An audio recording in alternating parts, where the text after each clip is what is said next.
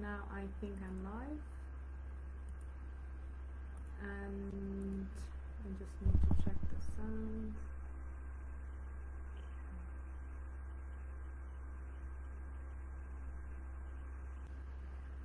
Hello, hello.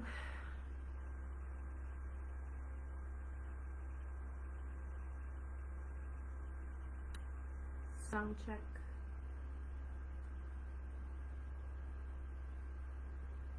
Can you guys hear me? Can someone hear me?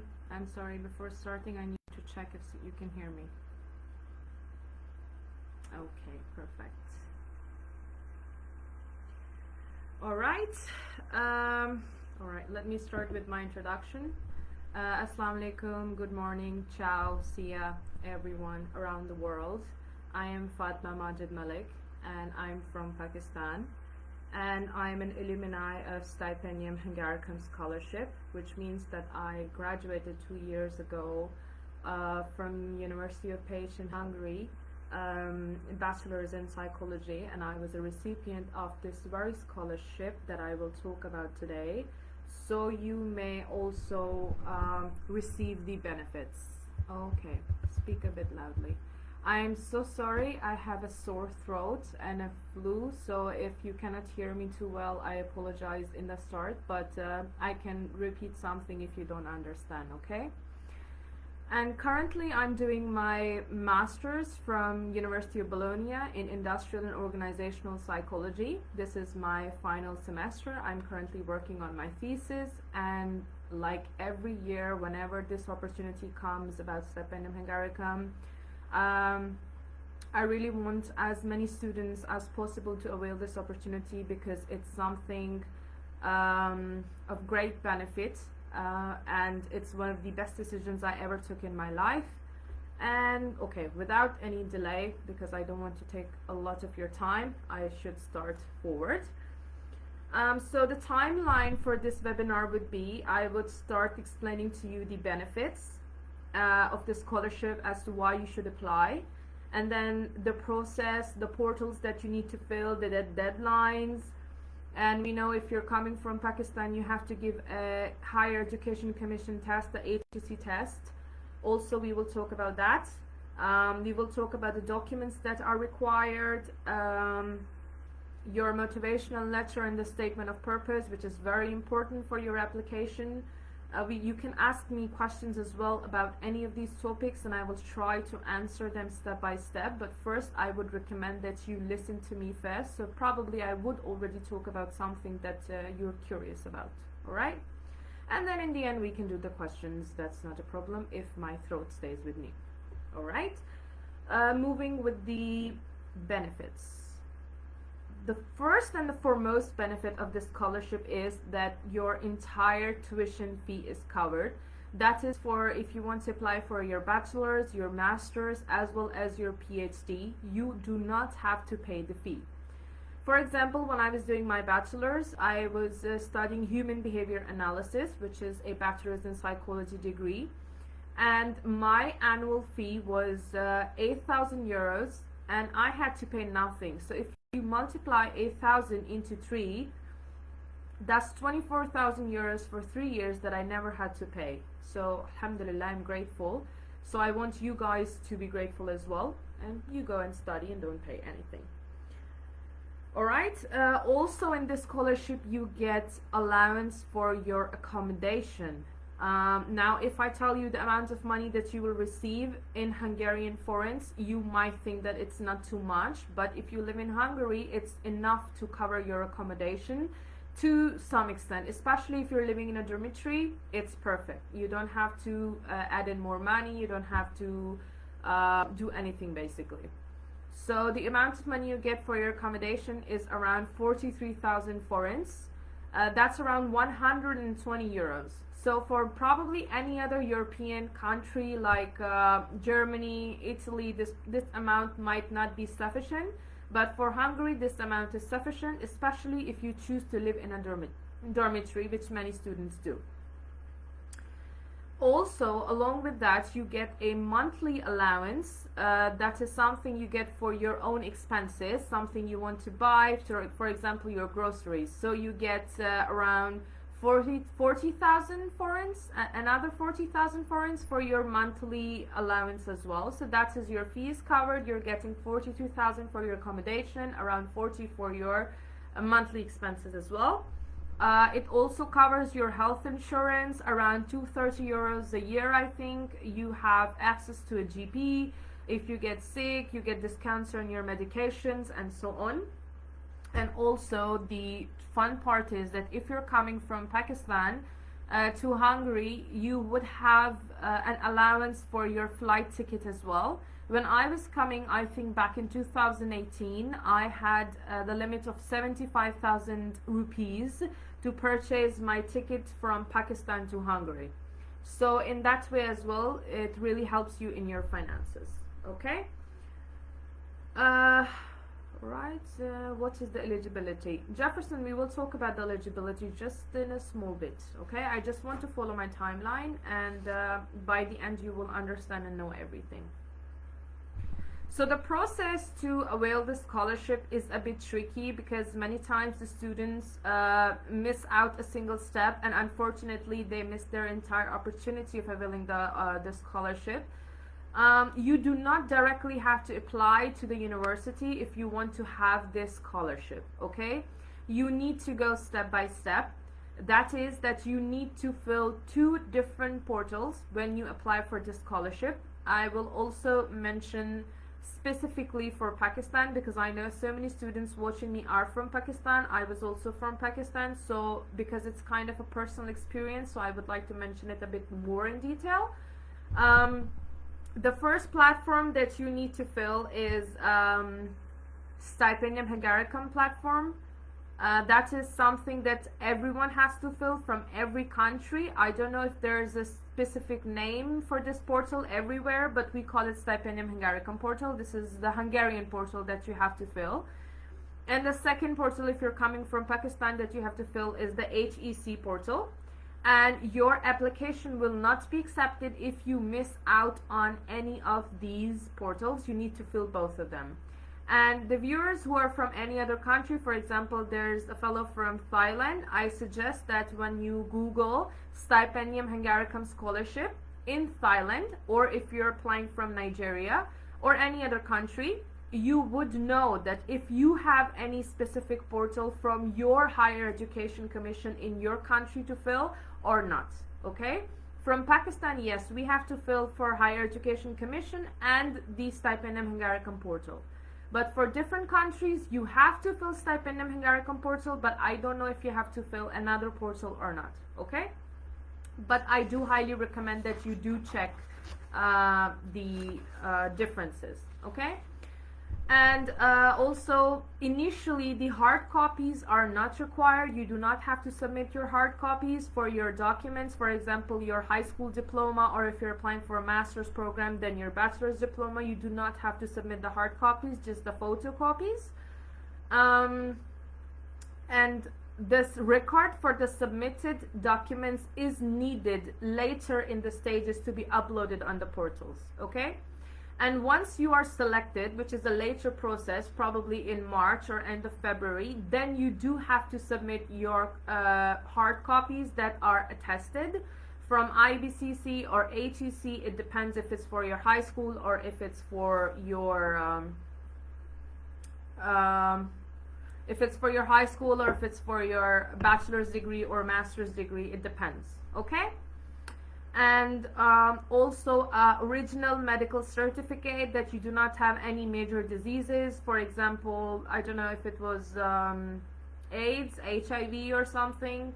You should not have that. You should have a clear medical record, and you should have a police clearance certificate as well, that you're not involved in some, you know, illegal or unethical activities. All right?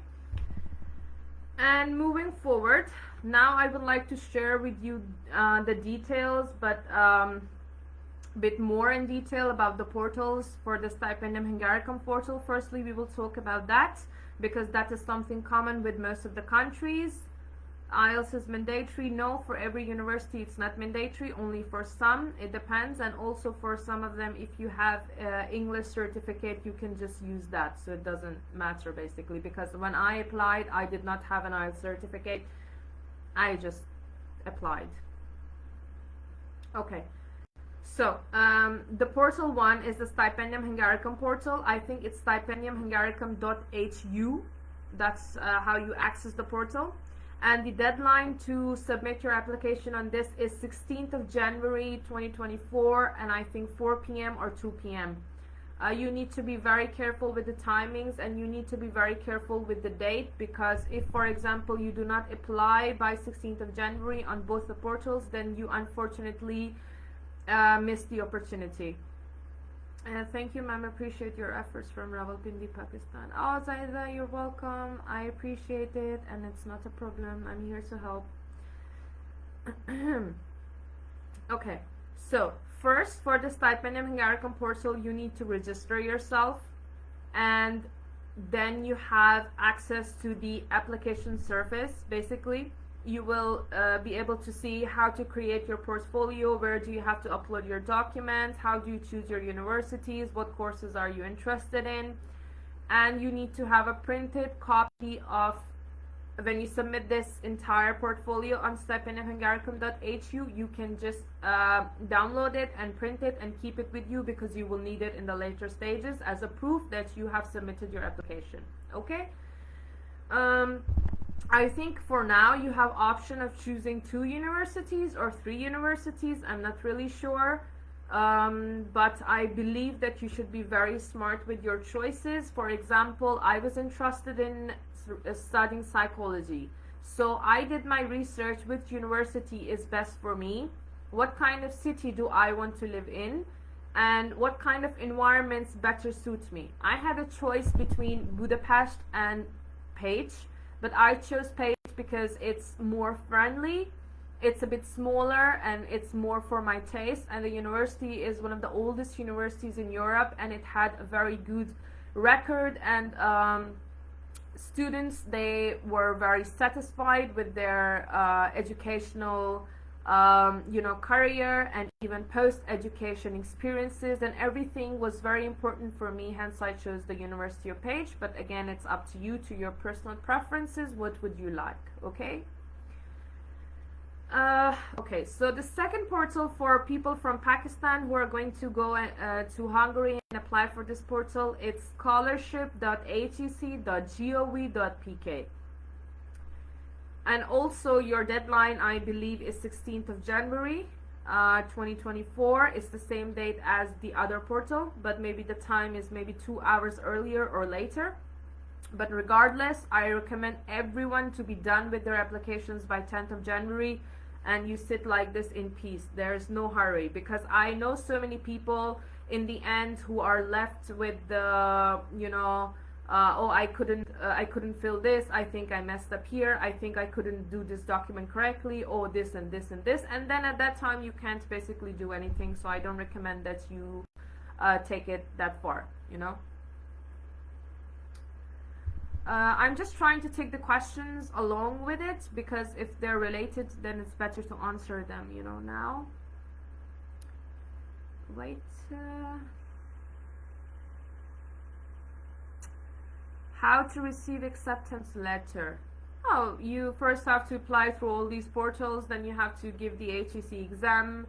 If you're selected, the university would contact you, they would check your documents, they might even have a face-to-face interview with you, it depends on your course, and then you will get your acceptance letter. That's the last thing you should worry about.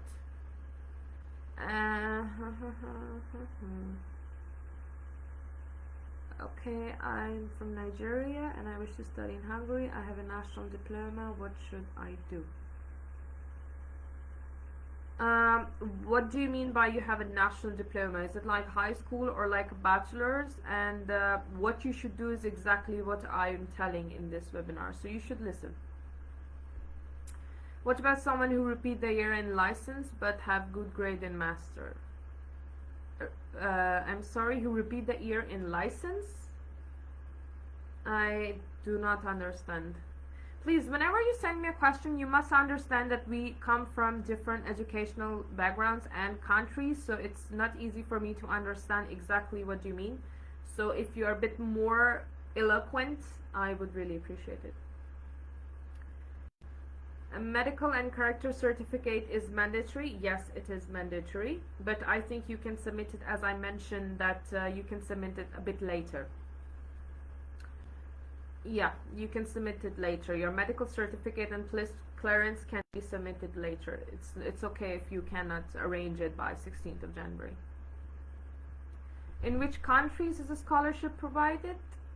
I think there are more than 100 countries the Stipendium Hungaricum covers, and there are a lot of students from different parts of the world, from Asia, from Africa, from Europe. All of them, they come and study in Hungary.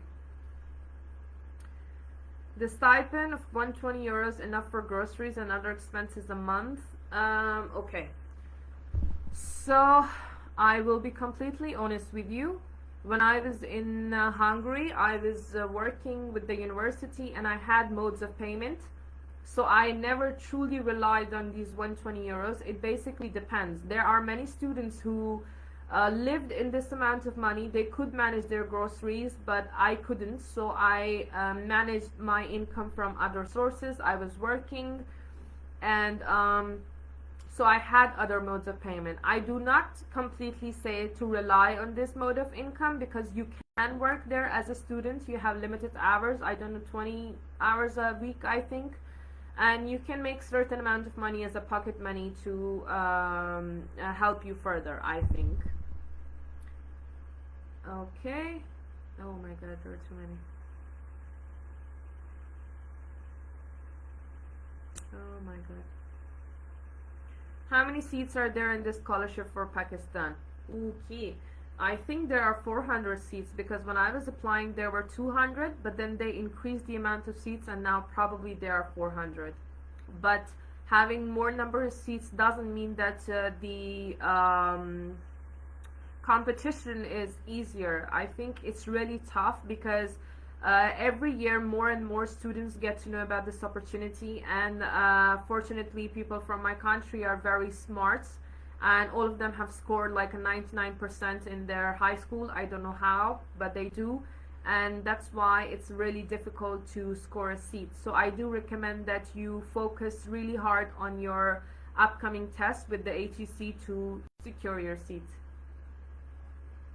So we need to apply an online application from Hungary and another application for own country. Thanks. Yes, exactly. Thank you so much for summarizing it so well. What are the courses? Jefferson, you can find the courses on the university website, whatever you're interested in. There is a huge variety of courses that are available. Is the program in English or French? The program is in English, completely English. The country, they speak Hungarian, that's their national language, but they teach in English, so don't worry. Can anyone guide me? I don't know what I'm doing here if you're asking someone else to guide you, but okay.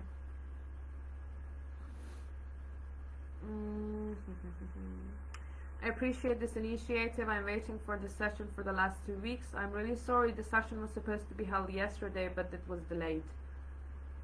Study gap accepted for masters. I do not think that study gap is a problem, but I do recommend that you must show that why you took the study gap or what you were doing in that period of time. So if you were doing some kind of internship, I do recommend that you put in the certificate for it that, oh, this is how I covered up a year. Yes, this is a fully funded scholarship. How much numbers needed in FSC to get scholarship for undergraduate? Oof, this is a tricky question, but I would say above 70% you have a good chance. Is IELTS mandatory? No, it's not mandatory. In most of the universities, it's not mandatory.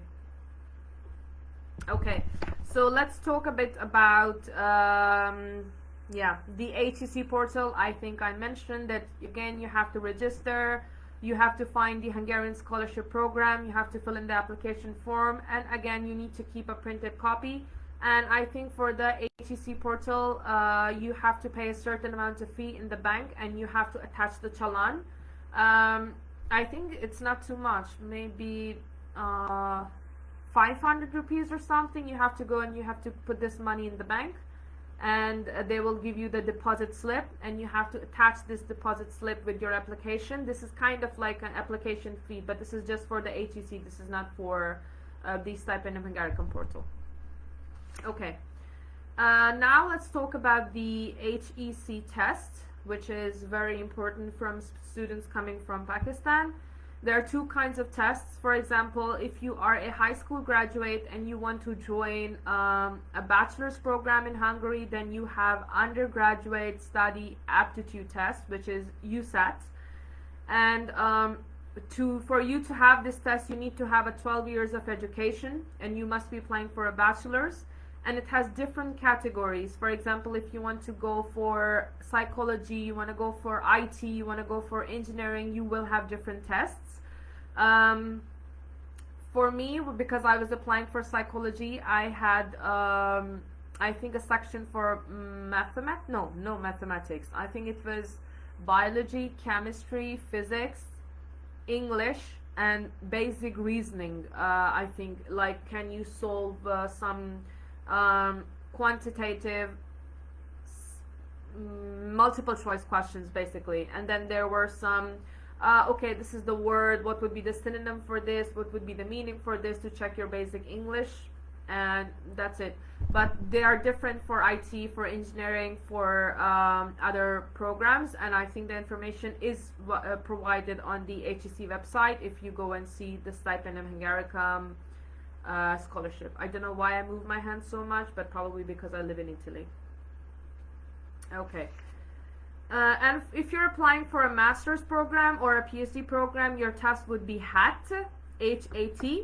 And in this you have English and verbal reasoning, you have analytical reasoning, you have quantitative reasoning. It is a very different form of test than those of than the undergraduate program. And I think the minimum score that you need to qualify is 50 out of 100, which I would say is not hard to achieve, because I did it, so you can do it too. Also, before starting I had to mention this, but anyhow, if there's someone from Pakistan and they do not understand something I say in English, I can repeat it in Urdu, but the point is, since I do believe that everyone who would come and take part in this Stipendium Hungaricum education system and come and study in Hungary, they must know this level of English to be able to communicate and study. That is why I always try to have my webinars in English, so I expect you to understand what I say. But still, in case if I'm not clear, you can ask me, I will repeat it in Urdu as well. Okay, a few more questions. A lot of questions. Do this university offer masters in cybersecurity? I do believe one of my friends, she did masters in cybersecurity from University of ELTE in Budapest, so you can check that. I wish to apply for medicine. I don't think so. Medicine is covered in Stipendium Hungaricum. Maybe now they have introduced this, but as far as I know, I do not have the knowledge. Is there any age range? Yes, there is an age range. For masters, I think the age should be 26 or 28. You cannot be older than that. Where are the tests taking place? I don't believe that you're from Pakistan, so I don't know basically where your country is holding tests. Is there a stipend for food? Yes, Nicholas, I mentioned that you receive 40 or 43,000 forints every month for food.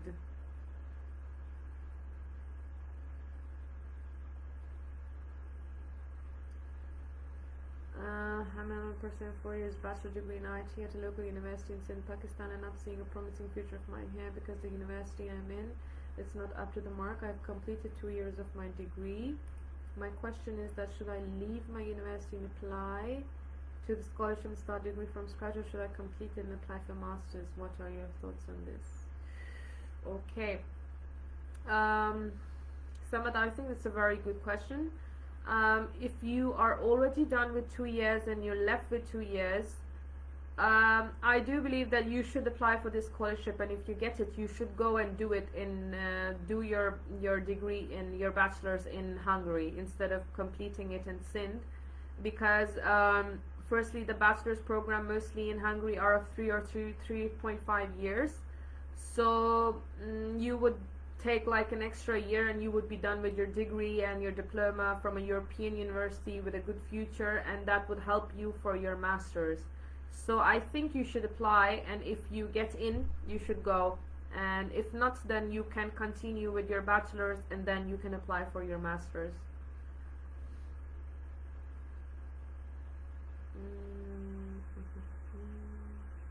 Can I take this test in January?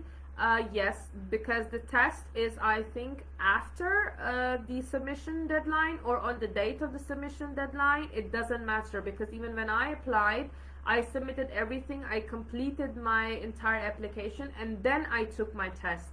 And then the test scores directly go to HEC, so don't worry about it. You can take the test after the submission. Okay. How to convert credit hours if one's degree is not in priority subject? What? I do not understand. How to convert credit hours if one's degree is not in priority subject? Can you please explain this to me, Shama? I'm sorry, I did not understand the question. Are the students allowed to work or have a part-time job? Yes, you can work and have a part-time job. Without HAT, is it possible that we apply for MS? Is MS in biotechnology available? I believe yes, the MS is available in biotechnology, and you do apply without the HAT test, because HAT test is taken after your application is complete. It depends when the HEC gives the date, basically. So mostly they give the date after the application is submitted. Okay, my God, too many. So which one is better, Italy or Hungary? I think for students, Hungary is a very good option, because I believe in Hungary the education system is much different than that of Italy. It's a bit easier. You have more guidance from the professors, because it's difficult to explain the comparison, but for me personally, I believe as a student, I'm happy that I went to Hungary first instead of Italy, because now that I do have experience in Europe for many years, Italy was okay for me. Italy is more of like an independent education system. Mostly you do what you do on your own. I'm not saying it's bad, I'm just saying it's a bit more challenging and difficult. And Hungary is relatively easier, and it's more of like a parental system of counseling, and yeah, something like that, if that made sense. Do we apply on English proficiency certificate? You can. When they ask about test HEC results in university application, no, when you fill in the application forms, they do not ask for the HEC score. When you take the test, HEC directly sends your scores to the universities. You do not have to do anything. You will just, one day you will receive this email that, okay, the results are out for your test, and you will open and you will check, okay, this is how much you scored, this is how much they scored, and etc. But you do not have to do anything else, because they will directly go to the relevant universities you have chosen. Okay, my head is spinning. I'm sorry, I have a very bad flu.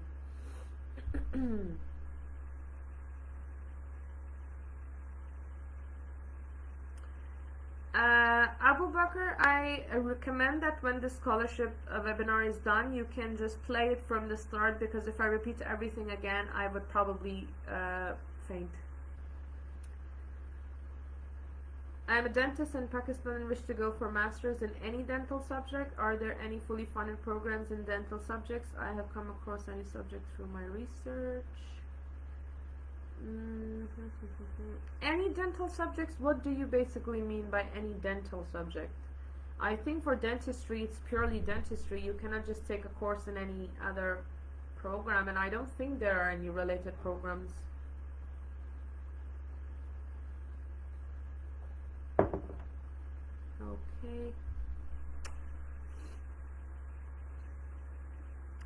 May I ask what other documents they require while doing an online application? Thank you in advance. Yes, this is what I was going to talk about just now. Thank you for reminding me. Okay, so documents that you need is they should first all be in English, and if they're not in English, they should be translated in English. And most of us in Pakistan do have our documents in English, but I know there are many educational institutes or many cities where the education system is probably in Urdu or any other language. Then you can translate them in English, which is a bit lengthy but not too difficult. So the documents that you need is you need an application form, obviously. You need your motivational letter, which is very important. It should be minimum of 1 page. You should have a language proficiency certificate, which you can get from your institute where you are currently studying or you graduated from.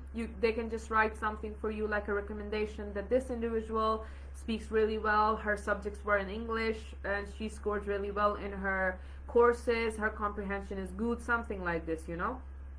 You need to have your school certificate. You need to have your transcript of records, like this is the subject you studied, this is the score you took. And you need a medical certificate, which should be not older than 15th of November, if I'm not wrong. You should have a copy of your passport, and there is an option that says acceptance of statement. When you fill in the application form, you will see a small line at the end of the portal. You just have to tick it. And I will talk about PhD as well in a bit, because it's a bit different. And if you have a missing document, for example, you do not currently have a passport and you have applied for a passport, then you can just upload the paper saying that, you know, the slip that you get from the passport office, that your passport is in process and you have submitted the application and you will receive it in some time. You can just upload that slip. And also, there are some candidates that are waiting for their high school result. They can also apply, and they can also upload their results later on. After, I think in June or something, you can upload your results for your high school, I believe. Okay, and for PhD, it's very important to mention that you need to find a supervisor to supervise you and to accept your topic of your thesis. Only then you will get the scholarship. This is the tricky part with PhD. For example, for bachelors and masters, okay, you uploaded everything on the portals, you applied, your score was good, you scored good in your ATC test, everything is okay. The university will directly contact you, they will accept you, reject you, basta, that's it. But for PhD, you need to first find supervisors in different universities. You need to send them your research proposal, and if one of them responds to you or they say, okay, it's an interesting topic, I accept, only then you get the scholarship. And I think you need to find the supervisor by 15th of March of 2024. Yeah, I think. And you need to upload the statement of supervisor for doctoral school by 15th of March as well on the Hungarian portal. It's something your professor will give you, that I take the student under my supervision and we will work together, etc. And then that is the slip that you upload on the portal and you get the scholarship. Okay, is there any health related field they offer for undergraduates? I think they offer nursing and something, they offer biology, they offer microbiology if I'm not wrong, something like this. Also food and nutrition they offer, yeah. You can apply through us. Okay, there's an agent. Do not apply through anyone, just directly apply. You do not need anyone else to apply.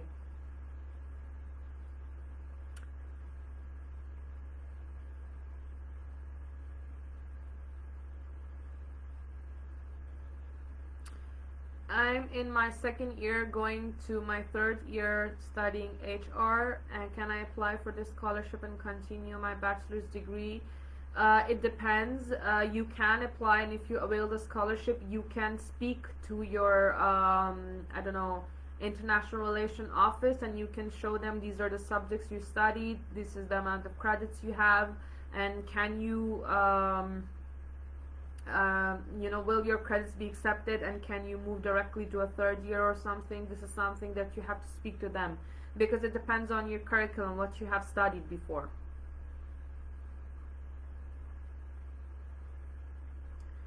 Could you explain in more detail how we apply through HEC and university and take the head test after it? So basically you just have to fill two portals. One is HEC, one is Stipendium Hungaricum. Both of them are a bit similar. You just have to upload your documents, like your motivational letter, your high school certificates, your language certificates, something. You know, you will see everything there when you open the portal. When you're done applying, you submit your application.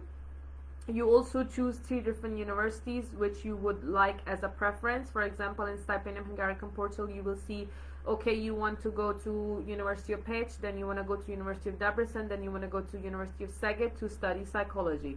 This is how you choose your preference, and your first preference is always considered as your topmost priority. For example, mine was University of Pécs, and I was selected in University of Pécs, so my second and third preferences were not considered. But in case if my first preference rejected me, University of Pécs said, no, I don't want the student, then the second preference would see my application and see if I fit in their university or not, okay? When you're done with all the application process, which I recommend you do it by 10th of January, and then you go to HEC and you choose a date to give your exam, your score will directly go to the universities and HEC, and they will see if you have scored well or not, and then they will see if to consider your application or not. So it's not that tricky when you start doing it. When you hear someone tell you about it, it's a bit tricky, but when you will start working with the portals, it's not difficult. Is there any documents that we can prepare before entrance exam? Everything should be prepared before the entrance exam. Everything. Could you suggest some eligible courses for psychology course? Eligible universities. I do believe that University of Pécs has a very good comprehensive psychology program, and I also believe that ELTE University has a good psychology program too. I mean, I started my master's as well in psychology in ELTE, but personally it wasn't for me. I didn't feel satisfied, and later so I moved to Italy. But for bachelors, I think University of Pécs is good. Okay, so many questions. Just a minute. I want to apply for internship of Switzerland. Very good. It's very good. When you apply, let me know what happens next. Masters in oral biology or pathology, oral medicine as your non-clinical subjects. Is there any finer programs in the aforementioned subjects? Please light on it. I haven't come across any of such programs. Mohammed Zad. Can you just send me a DM? I might be able to find something else for you, but that would not be in Hungary. But do send me a DM. Maybe I can help you with your dentistry subjects. Okay? Is motivational letter, statement of purpose, and study plan the same? How to make a good motivational letter? Good, very good question. No, it's a bit different, and motivational letter is different, statement of purpose is different. And whenever somebody asks me this question, I always tell them to open 3 or 4 different motivational letters and read them, then open 3 or 4 different statement of purposes and read them. It's not a very major difference that I can highlight at the moment, but when you read, you will understand that they both are written a bit differently. You know, you can even use ChatGPT to give you samples. I'm not saying to ask ChatGPT to write it for you. I'm just saying for it to create samples for you so you can see and read and see the difference, and when you read more, you write better. It's simple as that. And for the motivational letter, I have a few suggestions that I wrote previously.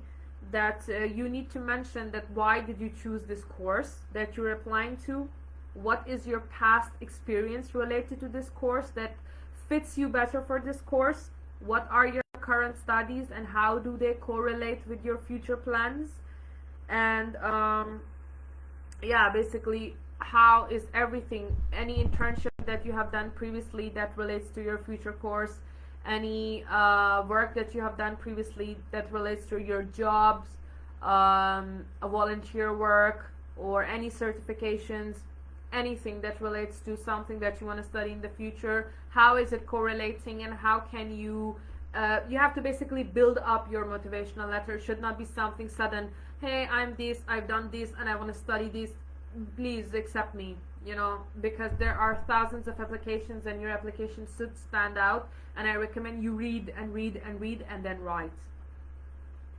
I remember for me, I wrote I think 5 motivational letters, and then I thought that one of them, okay, this is nice, I felt good about it, and then that's the one I chose and I sent. Is it necessary for masters to submit synapses? Nope. So amazing opportunity. Perfect.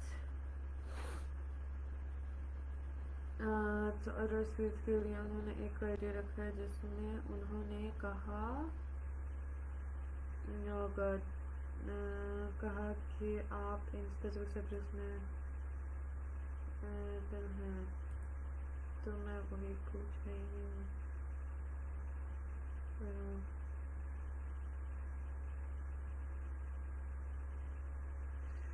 Wow, Shama, this is very complicated. I don't know about this actually. I've never come across this kind of situation.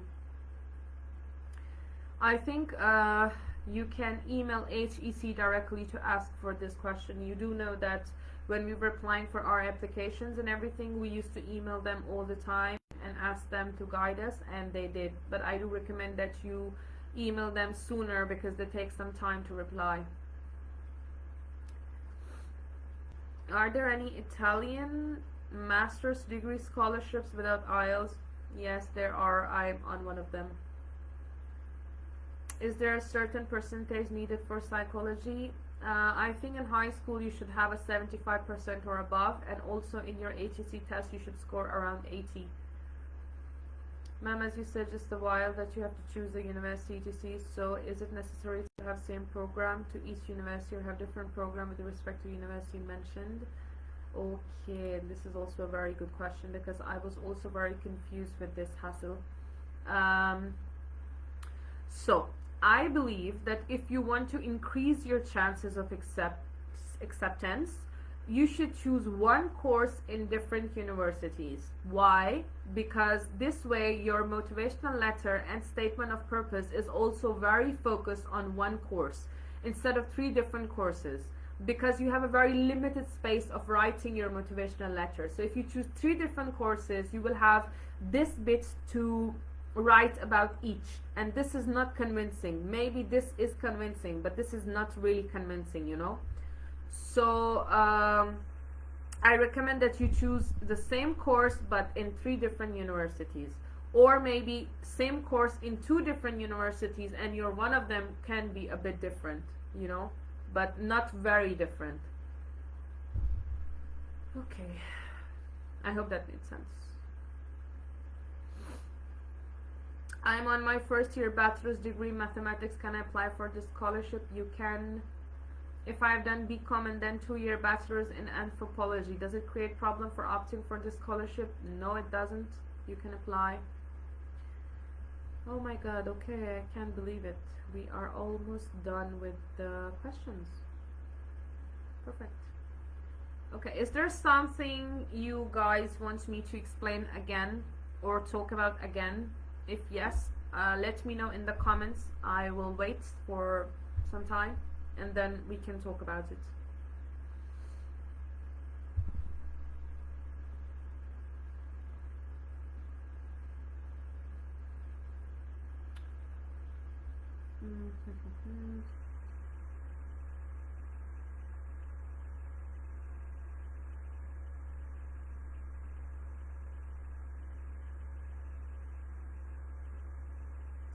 Is medicine part of the scholarship? I don't think so. No, I don't think so it is.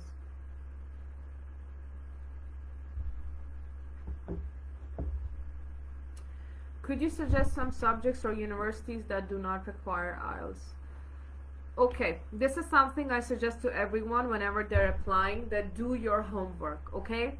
I cannot do homework for you. I can only advise and guide you to some extent, but I cannot do your homework.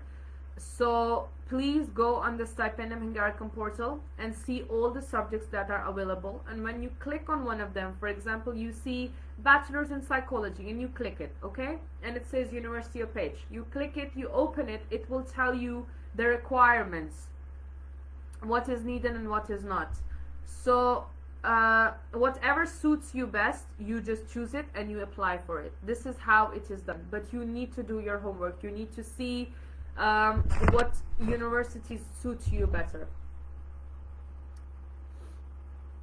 What do not require IELTS? Personally, I do not know which universities do not require IELTS. With my experience for my university, I did not give IELTS. I just applied. So you can check. This is funny. Okay.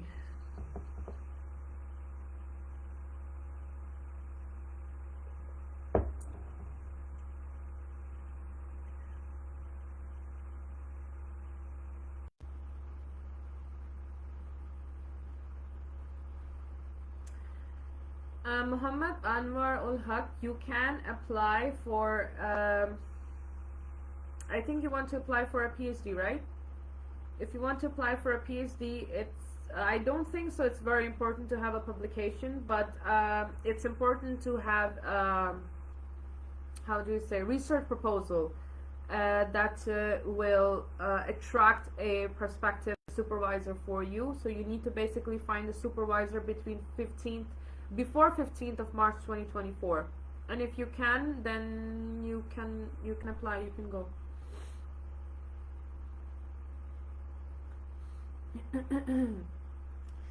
Okay. Yes, ma'am. Any tips about cracking the HAT test? Oof, it's a good question again. And read the. I think there are certain books that are prepared on this format. I think it's HAT test book, something like this, or a GAT or HAT. You can get them and you can see how the questions are stipulated, what's the I don't know, format that's being followed.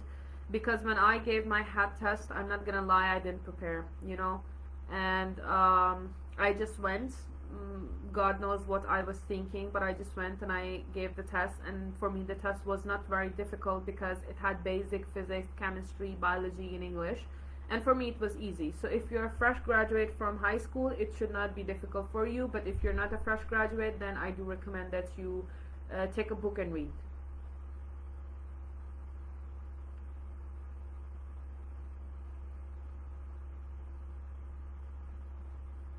Okay. There you go, dentist guy. Your problem is solved by Dr. Umar Siddiq. I don't know. Man without HAT admission is possible in universities under Hungary Scholarship. No, if you do not apply through HEC and the Stipendium portal and you do not give the test, you cannot have the scholarship. I have done diploma in electrical engineering and I want to do a bachelor's in electric vehicle. Can you suggest a good university in Italy? I am sorry, I do not have experience in this field myself, nor my friends. I cannot suggest something for you, but I do recommend you find something in Budapest, probably one of the universities in Budapest. Oh, you were asking for a good university in Italy. Damn. You can apply in university in Milan, or you can apply in Turin, which is very good for your subject, I believe.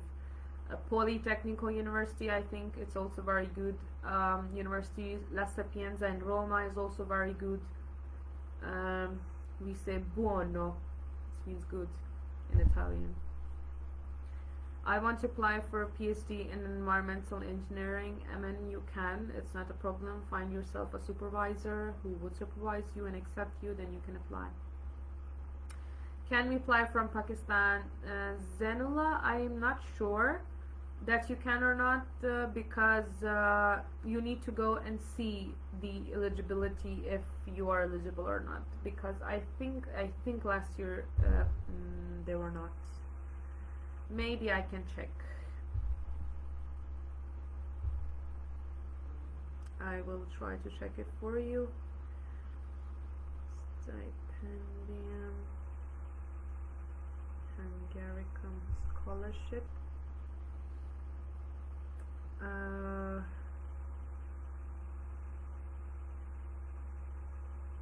Also, after I'm done with this webinar, I will post a few links below where you can check some information, and it would be a bit easier for you to apply. I don't know, I cannot see the list of countries who can apply, but you can check online. I will also, after the webinar, I will check the link and post, but because I don't want to take too much time right now, I'm trying not to. Is it compulsory to obtain an endorsement letter for the submission of application for PhD? Yes, it is. I have a bachelor's degree in BA English Literature. Okay. I really hope that you can apply from Afghanistan as well, because this should be an equal opportunity for everyone, but you have to check. Any educational PhD courses? Yes, there are quite many. You have to go in the portal and check what you're interested in. Acceptance letter is mandatory. Of course it is mandatory. You cannot apply for a visa without your acceptance letter. Once you apply, everything is done. The last process is that you get your acceptance letter, and when you have your acceptance letter, you apply for the visa. I will tell you the timeline, okay, just briefly. On 16th of January, you have to submit your application to TPF, that is the Stipendium Hungaricum portal, and to the sending partner, that for Pakistan is HEC, but is different for every country. And on 28th of February, I think it is the first selection point, then they nominate you, and until 15th of March, this is for the PhD people, they need to have a statement of the supervisor, and around the middle of March and the end of May, this is the second selection point. The institutes from Hungary, they start checking your applications and they start shortlisting candidates, and around 15th of April you have to submit your medical certificate, I think, and by end of June and July, so it's quite some time from now, you get notifications about the selection results, and by July and August, so by end of June and July you have your acceptance letters, and in June and July you start your visa process, and by end of September you are in Hungary. Okay, what are the language proficiency requirements? You can choose an English proficiency certificate. Basically, you don't need IELTS for most of the universities, but it also depends from different countries, you know.